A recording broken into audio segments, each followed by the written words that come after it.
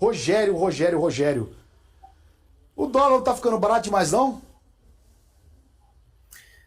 Olha, eu acho que a gente tem duas questões aí para considerar, né, Marco e Francisco. A gente viu aí uma trajetória de depreciação cambial bastante acentuada aqui nos últimos meses, muito em função, primeiro, de um risco fiscal agravado, uma percepção, uma desancoragem de expectativas e, obviamente, câmbio a primeira variável, na minha percepção, a sentir esses efeitos mais adversos, mas também a gente teve aí um período de campanha eleitoral, eleições, vitória de Trump, a articulação de um novo governo com uma série de medidas que tem causado preocupação e muita atenção de outras economias, principalmente aquelas que têm uma relação um pouco mais direta com os Estados Unidos. Na última semana, eu acho que se especulou bastante a respeito da posse de Trump, dentre todas as medidas, essa questão do tarifaço que se esperava implementar já, né, através de ordens executivas em D0, isso foi abrandado durante essa semana. Eu acho que o discurso ontem do Trump, à distância, né, em Davos, no Fórum Econômico Internacional, trouxe um certo alívio para os mercados. O que a gente está vendo agora na verdade, pelo menos na minha percepção, uma certa correção. Houve uma depreciação cambial bastante acentuada, as medidas não vieram na mesma intensidade, toda aquela narrativa que vinha sendo construída, ela não foi diretamente partida nesse momento, né, no pós-posse de Trump, pelo próprio presidente dos Estados Unidos, e ele foi simplesmente respondendo a algumas indagações. Isso trouxe algum alívio para o mercado. Talvez espere-se uma eventual ponderação. A própria China, que estava bastante no radar do novo presidente, os ânimos parece que foram um pouco abrandados. Então, o que a gente percebe é que talvez exista espaço para uma possibilidade de aproximação e uma eventual discussão. Isso trouxe momentaneamente um certo alívio para a moeda aqui no Brasil. Mas olha, não vejo como possibilidade de sustentação na casa dos 5,90 para baixo. Eu acho que nós não temos ambiente nesse momento. Governo, entre idas e vindas, esses últimos dias, com essa ideia que surgiu, né, que se aventou da possibilidade, inclusive foi uma falha inicial do próprio governo em relação a uma eventual intervenção nos preços de alimentos aqui no Brasil. Isso, em contrapartida, equilibrou um pouco as forças. Talvez a gente pudesse ter perdido a resistência dos 5,90 com um pouco mais de consistência, mas não trouxe muito alívio, porque primeiro mostra uma agenda que, a meu ver, não está muito bem articulada em relação à política por parte do governo, e o mercado também interpreta isso como uma possibilidade de mais subsídios, apesar do ministro Haddad ter descartado qualquer possibilidade nesse sentido.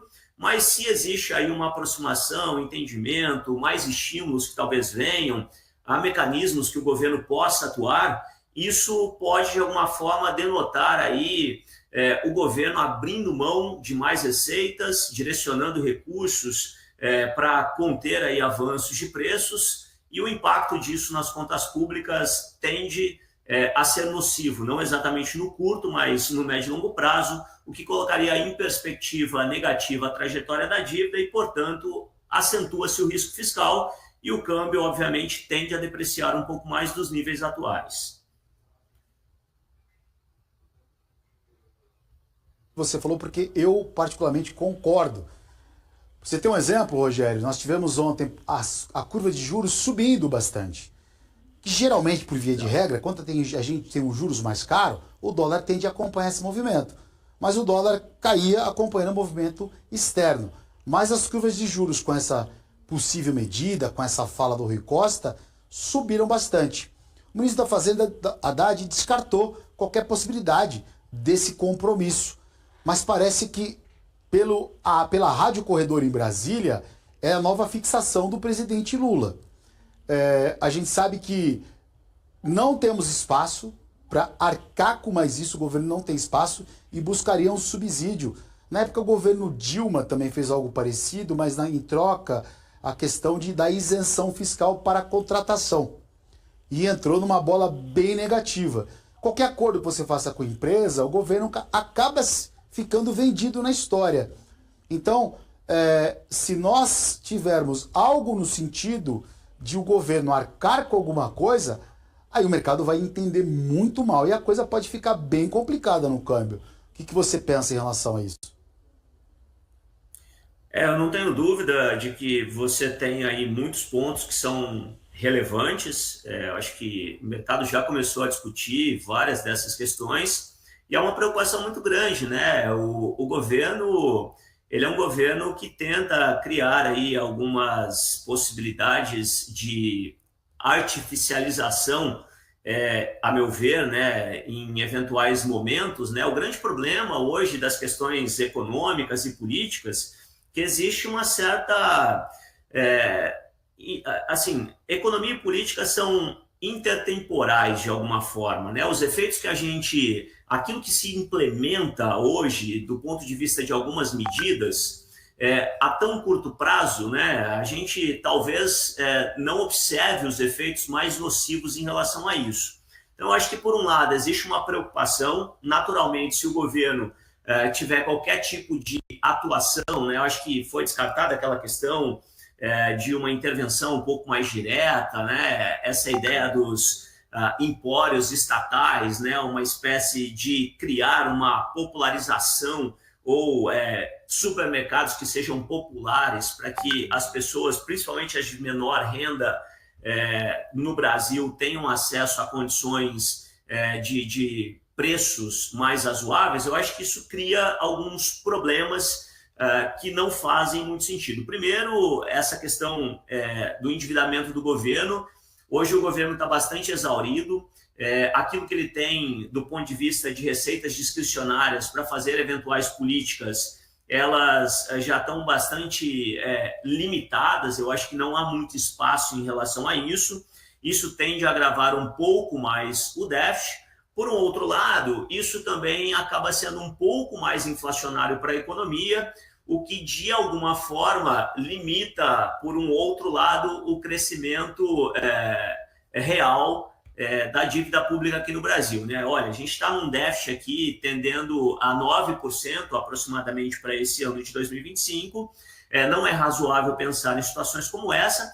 E por um outro lado, eu acho que para além do câmbio, de curva de juros, existe uma preocupação muito grande de alguma instabilidade do ponto de vista de regras de mercado, né? Qualquer sinal de intervenção um pouco mais direta pode haver um desequilíbrio de preços, pode haver escassez de produtos na economia. A gente tem alguns períodos da história que as experiências não foram muito interessantes nesse sentido, e mais recentemente o caso da compra ou da abertura aí de algumas licitações para negociar alguns estoques adicionais de arroz no ano passado em função das catástrofes climáticas que aconteceram no Rio Grande do Sul. Isso gera uma preocupação dos agentes de mercado, isso pode provocar distorções de alguma forma atrelada a algumas outras questões de ordem fiscal que a gente está falando aqui. Isso tende a acentuar riscos, né?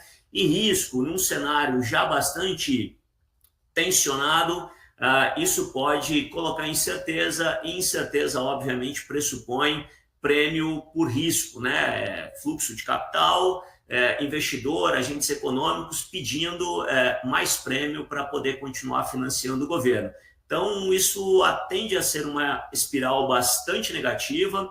Os efeitos disso no médio e longo prazo são nocivos para a economia. E eu entendo que o governo tenha outros mecanismos, talvez aí até mesmo a questão acho que do plano safra que vem aí pela frente, né, de dar uma equalizada em relação àquilo que se direciona para as plataformas de exportação. O Brasil é um exportador líquido de alimentos, então eu acho que tem outros mecanismos muito menos nocivos, não de controle ou de intervenção direta do governo, mas de forma a equilibrar algumas variáveis para que a gente não tenha, no decorrer aí do ano, aumento da percepção de risco aqui no Brasil, desancoragem de expectativas e um ambiente de negócios. A gente sabe que o agro é fundamental, a questão de alimento é uma pauta desse governo, inclusive, né? A gente está no segundo tempo do governo, pré-eleições, agora começa uma corrida exagerada. A gente espera que o governo tenha bom senso aí nas negociações, nas medidas que venham a ser implementadas, que isso não descompasse o livre mercado, no sentido do equilíbrio, do perfeito equilíbrio, obviamente olhando também para que não tenha um descontrole ainda mais acentuado da perspectiva de piora da dívida aqui no Brasil. Essa desancoragem só colocaria em perspectiva muito negativa o ambiente que a gente já vê com bastante estresse nesse momento.